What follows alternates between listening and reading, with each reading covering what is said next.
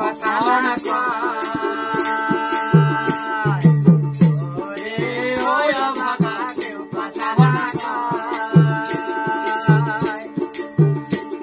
যদি সবাই চলে মুক্তি রাজা সবাই করে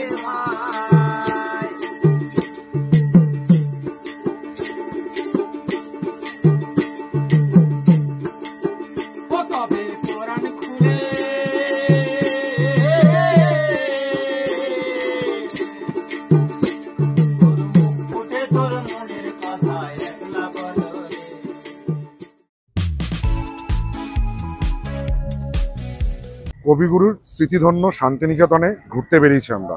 আর ঘুরতে বেরিয়েই যেটা আমরা দাঁড়িয়ে আছি সেটা হচ্ছে সৃজনী শিল্পগ্রাম।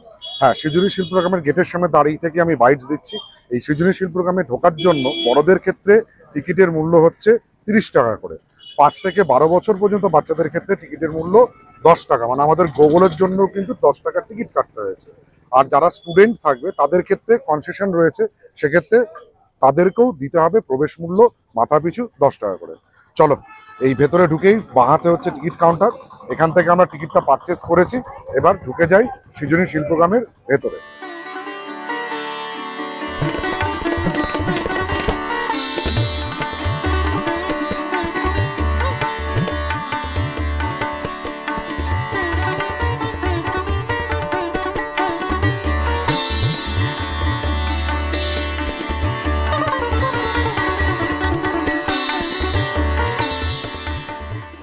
26 বিঘা জমির উপরে গড়ে উঠেছে এই সৃজনী শিল্পগ্রাম। এটা অ্যাকচুয়ালি কোনো গ্রাম নয়, বাট এখানে আমাদের বাংলার যে সমস্ত বিস্তৃত হস্তশিল্প, মানে যেগুলো আমরা ভুলে যেতে বসেছি, সেই সমস্ত হস্তশিল্পগুলোকে সংরক্ষণের একটা প্রচেষ্টা মাত্র সরকারের তরফ থেকে করা হয়েছে। এটা কিন্তু ইস্টার্ন জোনাল কালচারাল সেন্টার বা ভারতের পূর্বাঞ্চল সাংস্কৃতিক কেন্দ্রের অন্তর্ভুক্ত, যা নাকি কেন্দ্রীয় সরকার বা ভারত সরকারের অধীন একটা সংস্থা। সে এই টোটাল সৃজনী শিল্পগ্রামকে প্রোটেক্ট করা ইন দ্য সেন্স, আমি বলছি যে সমস্ত হস্তশিল্পগুলো আছে, বাংলার যে সমস্ত প্রাচীন হস্তশিল্পগুলো আছে, সেই সমস্ত হস্তশিল্পগুলোকে জনসম্মুখে পুনরায় তাদেরকে পুনরুজ্জীবন দেওয়ার একটা চেষ্টা চালিয়ে যাচ্ছে।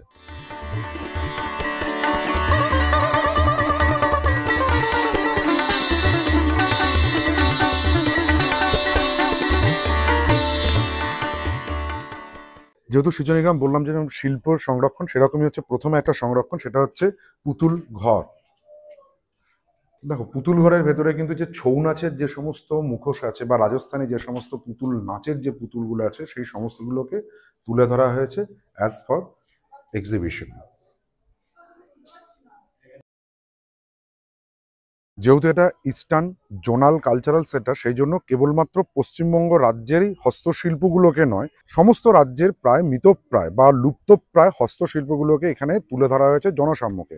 যেরকম পিছনেই দেখতে পাচ্ছি, এটা উড়িষ্যাকে রিপ্রেজেন্ট করছে, কারণ এটা ডিনোট করছে এই সিম্বল, মানে যেটা কোণারকের সূর্য ঘড়ি, এটা উড়িষ্যাকে করছে। সেরকমভাবে বিভিন্ন রাজ্যের এই হস্তশিল্পগুলোকে তুলে ধরা হয়েছে। চলো এক এক করে এক একটা রাজ্যের লুপ্তপ্রায় হস্তশিল্পের ঘরগুলোকে আমরা ঘুরে দেখি।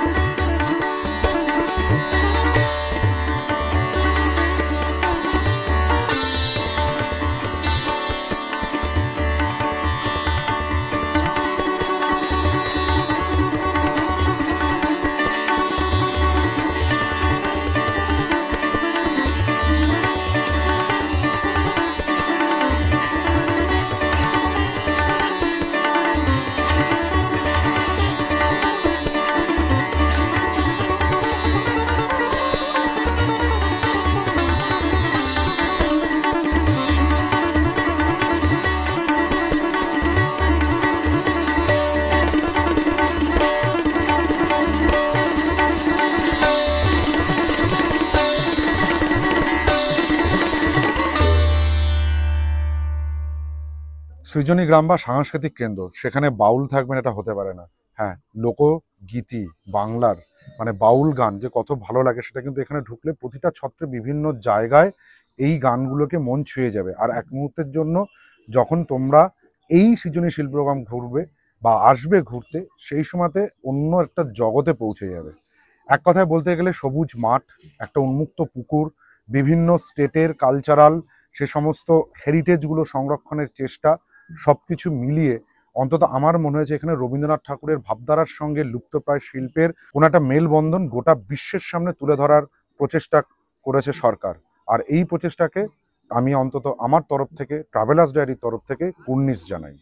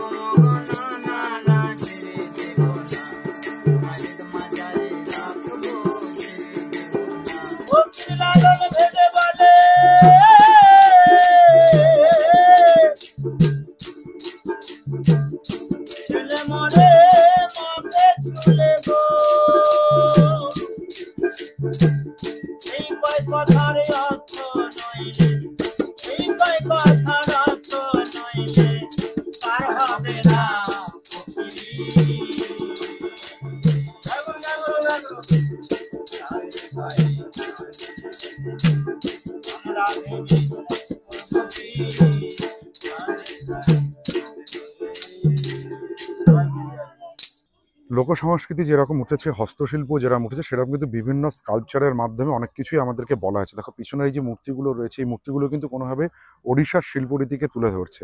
আবার আমার সামনে রয়েছে সাঁওতাল বিদ্রোহের যে সমস্ত বীর বীরাঙ্গনারা আছেন, যেরকম বিরসা মুন্ডা, তিলক সিং, প্রত্যেকের একটা পূর্ণ অবয়ব মূর্তি। এইগুলোকে আমাদেরকে স্মরণ করাচ্ছে হচ্ছে ব্রিটিশরা আমাদের প্রতি যে অত্যাচার করেছিল তার বিরুদ্ধে তখনকার দিনে যে আমাদের সংগ্রাম, আমাদের আন্দোলন, সেই সমস্ত কিছুকে এক লহমায় মাথার ভেতরে স্মরণ করিয়ে দেয়।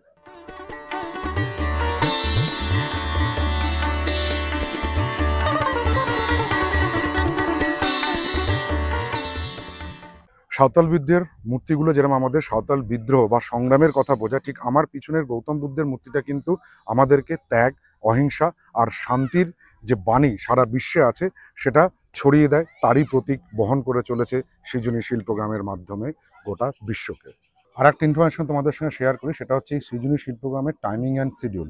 সপ্তাহে প্রতিদিনই সৃজনী শিল্পগ্রাম খোলা থাকছে, আর টাইমিংটা হচ্ছে সকাল 9টা থেকে বিকেল 5টা পর্যন্ত। তবে একটা কথা মাথায় রাখবে, সেটা হচ্ছে টিকিট কিন্তু বিকেল 4:30 পর্যন্ত ইস্যু হয়। মানে 4:30 পর্যন্ত এসে টিকিট কেটে 5টা পর্যন্ত তোমরা এই সৃজনী শিল্পগ্রামের ভেতরে থাকতে পারবে। হ্যাঁ, তবে তোমরা যদি ভাবো যে 4:30টাতে এসে টিকিট কাটবে, কেটে 5টার মধ্যে কমপ্লিট করবে, না না না, এই ধারণাটা রেখো না। কমপক্ষে কিন্তু 1 ঘন্টা লাগবে, তারও বেশি লাগতে পারে। কারণ তোমরা গান শুনবে, বিভিন্ন স্টেটের ঘরগুলো ঘুরবে, স্কাল্পচার দেখবে, পিছনের হাট থেকে কেনাকাটি করবে, টাইম তো লাগবেই বস। তবে ওই দেরিটা করো না, একটু তাড়াতাড়ি আসার চেষ্টা করো। শান্তিনিকেতন, এই শান্তিনিকেতন কথাটা বললে আমাদের মাথায় যেটা প্রথমে আসে সেটা হচ্ছে বিশ্বভারতী বিশ্ববিদ্যালয়। হ্যাঁ, সেই বিশ্বভারতী বিশ্ববিদ্যালয়েরই গেটের সামনে দাঁড়িয়ে আছে। পিছনে হচ্ছে বিশ্বভারতী বিশ্ববিদ্যালয়। আর আমার ডান সাইডে যেটা আছে সেটা হচ্ছে মহর্ষি দেবেন্দ্রনাথ ঠাকুর দ্বারা নির্মিত বেলজিয়াম গ্লাস দিয়ে তৈরি উপাসনা কক্ষ। তার পাশে আছে তালধ্বজ ভবন। কিন্তু দুঃখের বিষয় হচ্ছে কোভিডের পর থেকে এখন আর এই বিশ্বভারতী বিশ্ববিদ্যালয়ের ভেতরে মানে ক্যাম্পাসের ভেতরে ঢুকে সাধারণ পর্যটকদের জন্য ঘোরাটা সম্পূর্ণভাবে বন্ধ হয়ে গেছে। কেবলমাত্র মিউজিয়ামটাই খোলা থাকে, তাও খোলা থাকে হচ্ছে সপ্তাহের বুধবার আর বৃহস্পতিবার বাদ দিয়ে। এছাড়া বিভিন্ন ন্যাশনাল যে হলিডে আছে বা গভর্নমেন্ট হলিডে আছে সেই দিনগুলোকে বাদ দিয়ে অন্যান্য দিন খোলা থাকছে মিউজিয়াম। সামনে যেটা দেখছো সেটা হচ্ছে তালধ্বজ বাড়ি। একটা তাল গাছকে কেন্দ্র করে মাটি আর খড় দিয়ে তৈরি করা এই বাড়িটা। এই বাড়িটার সঙ্গে তো রবীন্দ্রনাথ ঠাকুরের বিভিন্ন কবিতার একটা আমরা সংযোগ খুঁজে পাই, বা অনেক রবীন্দ্রনাথের লেখার কবিতায় কিন্তু এই কুটির ঘরকে কেন্দ্র করে। যেমন আমরা ছোটবেলায় পড়েছিলাম কুমোরপাড়ার গরুর গাড়ি বোঝাই করা কলসিহারি, কবিতাটা কিন্তু লেখা হয়েছিল এই ঘরে বসে। বিশ্বভারতী বিশ্ববিদ্যালয় সম্পর্কে যদি বলা হয় তাহলে এই বিশ্ববিদ্যালয় কিন্তু 1918 সালে রবীন্দ্রনাথ ঠাকুর এর ভিত্তিপ্রস্তরটা স্থাপন করে, আর 1921 সালের 23শে ডিসেম্বর, আর বাংলায় যদি বলা হয় তাহলে 1328 বঙ্গাব্দের 8ই পৌষ বিশ্ববিদ্যালয়ের পঠন পাঠন শুরু হয়। এই বিশ্ববিদ্যালয়ে প্রথম উপাচার্য ছিলেন কবিপুত্র রথীন্দ্রনাথ ঠাকুর। উল্লেখযোগ্য ছাত্রছাত্রীর কথা যদি আসি তাহলে এখানে কিন্তু পড়াশোনা করেছেন নোবেলজয়ী অমর্ত্য সেন, পড়াশোনা করেছেন ভারতবর্ষের প্রথম মহিলা প্রধানমন্ত্রী ইন্দিরা গান্ধী, এছাড়া অস্কার বিজয়ী চলচ্চিত্র শিল্পীকার সত্যজিৎ রায় মহাশয়, আরও অনেকে আছে। এখনো পর্যন্ত মানে সেই 1921 সাল থেকে আজকে 2025 শতবর্ষ অতিক্রম করে এখনো পর্যন্ত প্রচুর প্রচুর ছাত্রছাত্রীকে নতুন স্বপ্ন নিয়ে নতুনভাবে তাদেরকে প্রডিউস করছে এই বিশ্বভারতী বিশ্ববিদ্যালয়। এই ইউনিভার্সিটি কিন্তু ভারতবর্ষের একটা সেন্ট্রাল ইউনিভার্সিটির অন্যতম প্রধান। ব্যাড লাক, ভেতরে ঢুকতে দেয় না, মিউজিয়ামটাও বন্ধ, আম্বেদকর বার্থডে আজকে। অতএব বিশ্বভারতী বিশ্ববিদ্যালয়ের ইতিকথনটা ছোট করে এখানেই শেষ করলাম, বেরিয়ে যাচ্ছি পরের ডেস্টিনেশনের উদ্দেশ্যে। বিশ্বভারতী বিশ্ববিদ্যালয়ে ভেতরে ঢোকা যাবে না, তাই মনক্ষুণ্ণ হয়ে বা মনে ব্যথা নিয়ে 1.5 কিলোমিটার ড্রাইভ করে এই মুহূর্তে আমরা এসে পৌঁছালাম Ballabhpur wildlife sanctuary deer পার্কে। এই হচ্ছে গেট, এখান দিয়ে এন্ট্রি নিতে হবে ডিয়ার পার্কের ভেতরে। একটা ইনফরমেশন দিয়ে রাখি, এই পাশে হচ্ছে টিকিট কাউন্টার। টিকিট কাউন্টার বলতে এখানে কোনো প্রবেশ মূল্য নেই, বাট যে কজন তোমরা এখানে আসবে প্রত্যেকের কিন্তু আই কার্ড মানে আধার কার্ড, ড্রাইভিং লাইসেন্স যাই হোক, তার একটা অরিজিনাল কপি অথবা ফোনে পিডিএফ কপি নিয়ে এসে দেখাতে হবে। এনারা সেটাকে নোট ডাউন করবে, নোট ডাউন করিয়ে তোমরা ভেতরে ঢুকে যাবে। আর এর টাইমিংয়ের যদি বলা থাকে তাহলে ওখানে লেখাই আছে সকাল 9টা থেকে দুপুর 3:30 পর্যন্ত এই ডিয়ার পার্ক খোলা থাকবে। চলো একবার ঘুরে দেখে আসি, আর যদি কপালে থাকে হরিণটাও দেখিয়ে দেবে।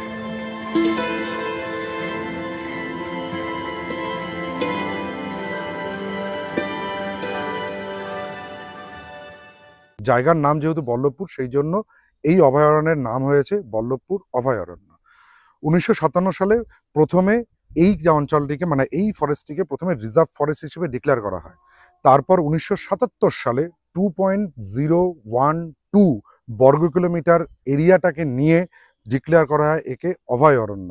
তারপর ধীরে ধীরে এখানে চিতল হরিণ, সাম্বার হরিণ, বিভিন্ন হরিণকে পুনর্বাসন সেন্টার দেওয়া হয়, কিন্তু পরবর্তীতে দেখা যায় যে চিতল হরিণের সংখ্যা এবং বংশবৃদ্ধি এত হারে বাড়তে থাকে, তখন এখান থেকে বেশ কিছু চিতল হরিণকে বক্সার, ডুয়ার্স বা যেখানে জায়গায় প্রয়োজন ছিল সেই জায়গায় স্থানান্তরিত করা হয়।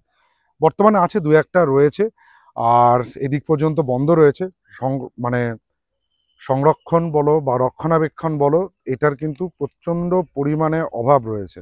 এখানে একটা ঝিল দেখা গেছে, এই ঝিলে ইট মাইট বি শীতকালে আসলে তোমরা হয়তো পরিযায়ী পাখি দেখতে পারবে, বাট আমরা এসে কয়েকটা হরিণ ছাড়া আর কিছুই দেখতে পাইনি। কেন জানি না, কোনো একটা জায়গায় মনে হচ্ছে আমাদের গভর্নমেন্ট অফ ওয়েস্ট বেঙ্গল ট্যুরিজমটাকে একদম প্রমোট করতেই চায় না।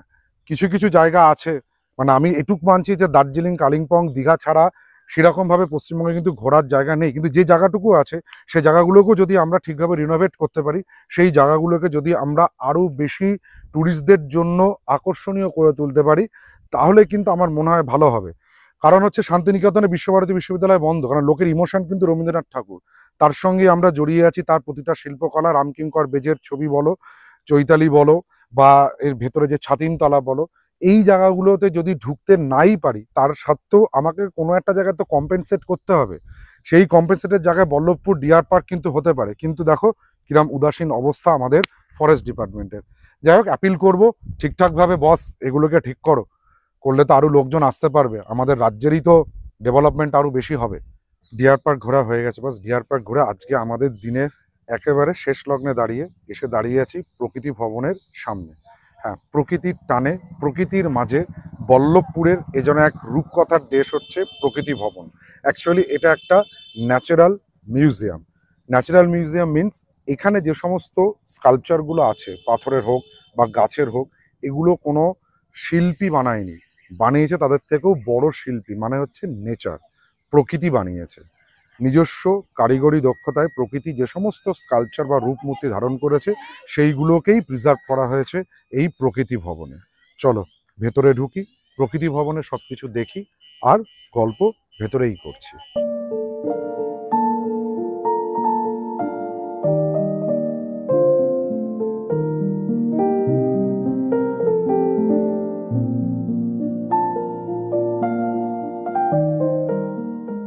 এই হচ্ছে প্রকৃতি ভবনের ভেতরের দৃশ্য। এখানে দেখতে পাচ্ছ বেশ কিছু পাথর রয়েছে। এই পাথরগুলোই হচ্ছে এখানকার শিল্প। শিল্প মানে হচ্ছে প্রকৃতিতে তৈরি করেছে, এক একটা পাথর এক এক রকম দেখতে।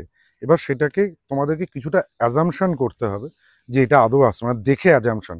কারণ হচ্ছে পড়ে কিন্তু এখানে লেখা আছে, যেমন এটা হচ্ছে দেখো এখানে থিঙ্কার, মানে কেউ একজন চিন্তা ভাবনা করছে বা কিছু, নেচার স্কাল্পচার লেখা রয়েছে।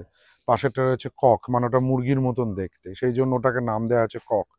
এগুলো তোমরা একটু পড়ে সময় করে দেখবে।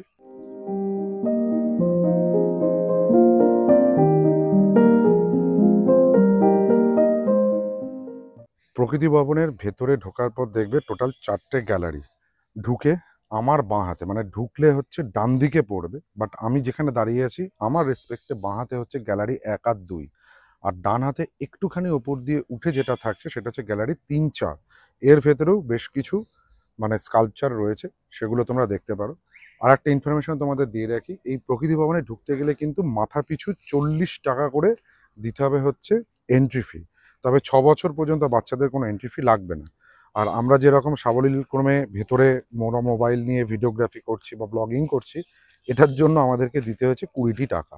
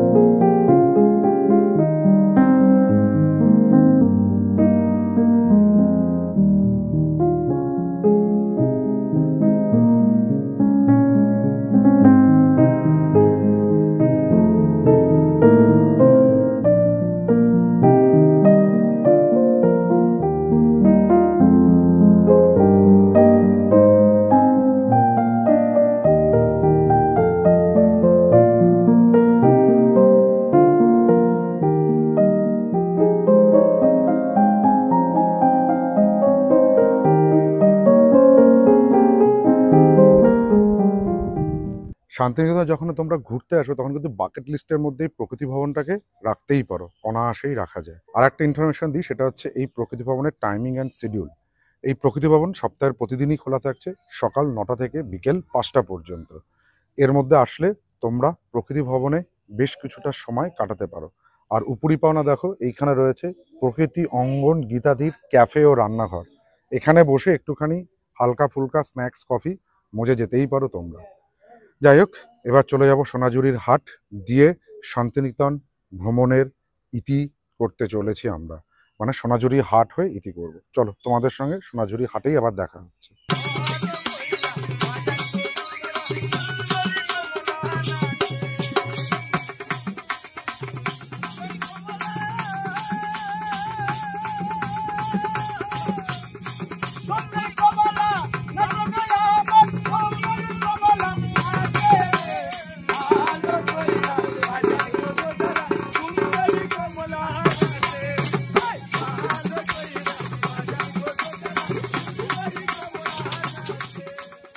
হাট বসেছে শুক্রবারে বক্সিগঞ্জে পদ্মাপাড়ে। না, এ হাট সে হাট নয়, তবে এই হাটটার সঙ্গে কিন্তু কোথাও না কোথাও রবীন্দ্রনাথ ঠাকুরের নাম যুক্ত আছে। হ্যাঁ, আমি এই মুহূর্তে দাঁড়িয়ে আছি সোনাঝুরি হাট শান্তিনিকেতনে।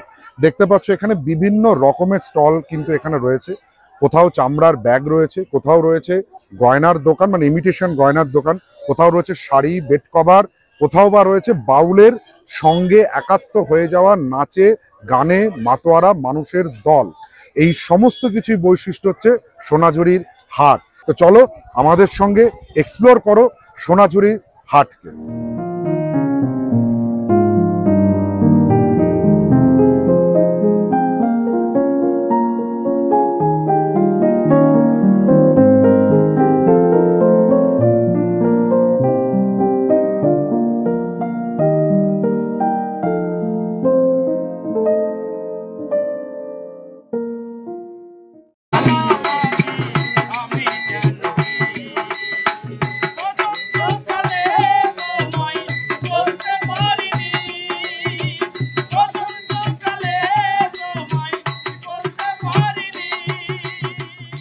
সোনাঝুরির হাট দেখে নিয়ে এবার আসলাম খোয়াইপাড়ে শিল্পী হাট দেখতে। চলো খোয়াইপাড়ে একটুখানি আমরা পদব্রজে ভ্রমণ সেরে ফেলি। খোয়াইপাড়ে শিল্পী হাটের জায়গাটা কিন্তু এক কথায় তোমাদেরকে মন চুরি করবে। বেশ সুন্দর জায়গাটা, গাছগুলোর সঙ্গে এই যে লাল মাটির একটা সুন্দর মোরাম বিছানো রাস্তা আর হাইড অ্যান্ড সিক যে ব্যাপারটা রয়েছে, এটা যেন এক কথায় সত্যি একটা নস্টালজিক রোমান্টিসিজম তৈরি করবে প্রত্যেকের ভেতরে।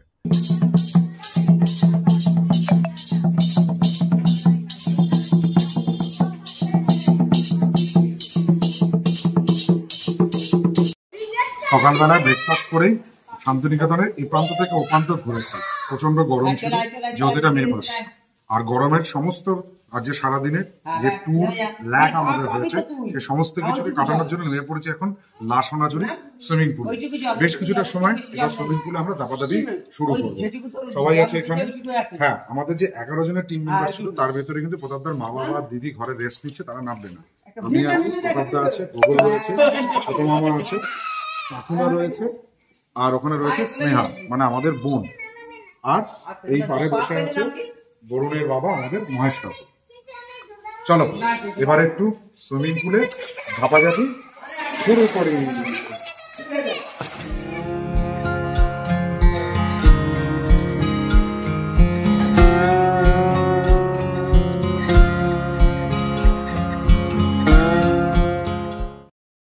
এই ছিল আমাদের বোলপুর, শান্তিনিকেতন আর তারাপীঠ ভ্রমণের গল্প। ব্যাস, আবার তোমাদের সঙ্গে দেখা হচ্ছে অন্য কোনো জায়গায় অন্য কোনো ভ্রমণের গল্প নিয়ে। ততক্ষণ পর্যন্ত টাটা বস।